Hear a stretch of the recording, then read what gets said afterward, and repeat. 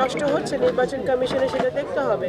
আজকে যখন অন্য প্রার্থীরা নগরকান্দা, শালতার যে কোনো জায়গায় যাচ্ছে, সেই সকল জায়গায় যারা বাংলাদেশ জাতীয়তাবাদী দলের নেতাকর্মী বা সমর্থক তারা তো কোনো সমস্যা সৃষ্টি করছে না, কারণ আমরা গণতন্ত্রে বিশ্বাসী।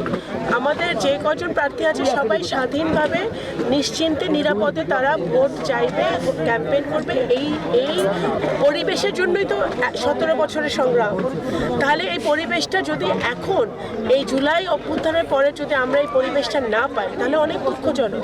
আজকে আমি অত্যন্ত বিস্মিত হয়েছি যে আমরা একটা কর্মসূচি দিয়েছি, বাহির দিয়ে তো কারো ব্যক্তিগত সম্পত্তি না, যেমন যে কেউ এখানে প্রোগ্রাম করতে পারে। আমরা গিয়েছি, সেখানে প্রথমে বালি দিয়ে রাস্তা বন্ধ করে রাখা হয়েছিল, সেই বালি আমাদের নেতাকর্মীরা সরিয়েছে।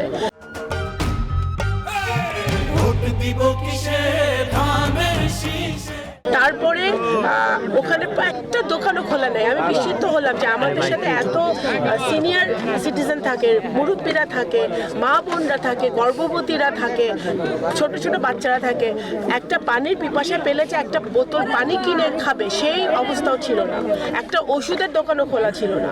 তো সেইটার জন্য এইটা অত্যন্ত অমানবিক কাজ।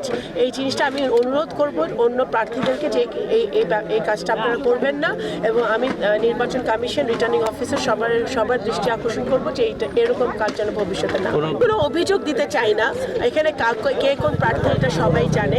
আপনারা দেখেন নগরকান্দায় MN একাডেমিতে আজকে যে মিটিং হয়েছে, সেই মিটিংয়ে কিন্তু পারমিশন তারা প্রথমে পেয়েছিল না, কারণ সরকারি প্রতিষ্ঠানে পারমিশন দেয় না নির্বাচন কমিশন, এইটাই নিয়ম।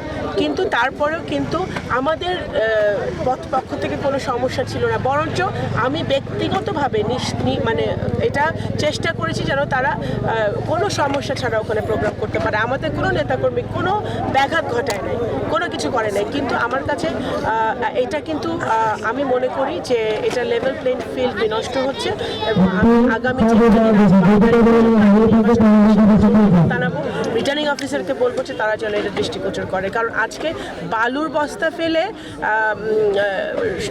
মানে রাস্তা বন্ধ করে রাখবে, সেটা তো আওয়ামী লীগ করেছে ফ্যাসিবাদের সময়, যখন বেগম খালেদা জিয়ার বাড়ির সামনে বালি ফেলে।